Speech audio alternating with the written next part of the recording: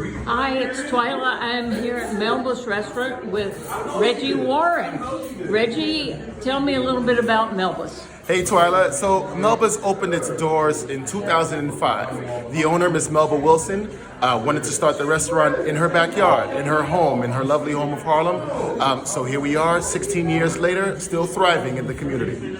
What kind of restaurant is Melba's? Melba serves American comfort food. We are most known for our chicken and eggnog waffle, which happen to beat Bobby Flay. So folks come here for the chicken and eggnog waffles. They come here for other comfort food items such as our collard greens, the short ribs, the oxtail, the catfish. I think you had the chicken and waffles tonight. How was that? Delicious. Excellent, excellent. You've got to come back for the catfish though, okay? I know, right? I love catfish. There's some really interesting art in here, and I recognized it as being by Leroy Campbell. Yes. Yes, so can you tell me a little bit about the art? Absolutely. So you can tell by his style. He's got 1, 2, 3, 4, 5, 6 pieces here. And Leroy Campbell's style, he tells a story. It's a bit of, I would say, a touch on the past in black families and black churches. So there's the story of stories being told around dinner time, which is much of our heritage. A lot of history is told at dinner. A lot of our cultural experiences are shared around the dinner table. So you see that reflected in a lot of his work, as well as the church details infused throughout as well. So you see the pane glasses, detailed glasses in the window panes of a church, in their living room. This young lady reading a passage from the Bible. You see a lot of black church and black family in his artwork. Tell me that you have a lot of customers that come from all over the city, right? Yes, thankfully, yes. Frequently from New Jersey, from Brooklyn, from Queens, from Long Island, from Westchester, and folks will come throughout the week.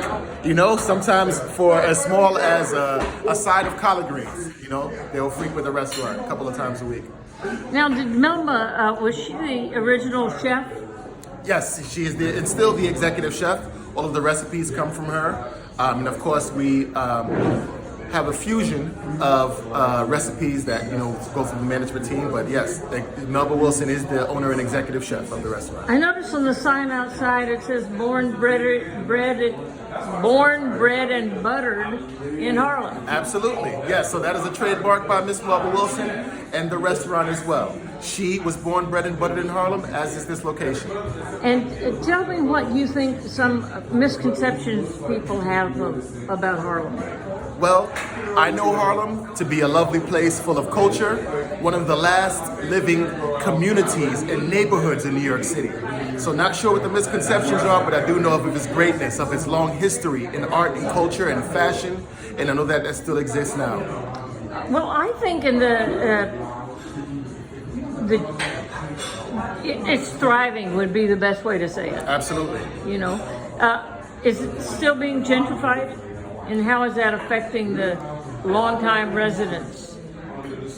Well, without having any actual data in front of me and just being able to share by my own experience, yes, is the short answer. And well, it depends on who the inhabitant is, right? If it's someone who does not have an opportunity to move because they're being priced out, then that is an unfortunate experience, right? If it's someone who is able to relocate or to find perhaps a better living environment somewhere else, then not so unfortunate. Well, I love it. I love the pulse. Yes. I love the fact that everyone is so welcoming. Absolutely.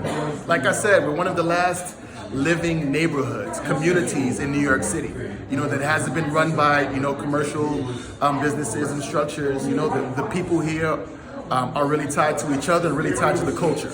You know, that's one of the experiences that you can get here in Harlem that are kind of hard to find these days in New York City. Do you ever have, are you ever tempted to go in and help the chef yourself? No, because I would love the restaurant to remain open and for these people to come back and eat. You're great. Thank you so much. All right, thanks. Great talking to you, Twyla.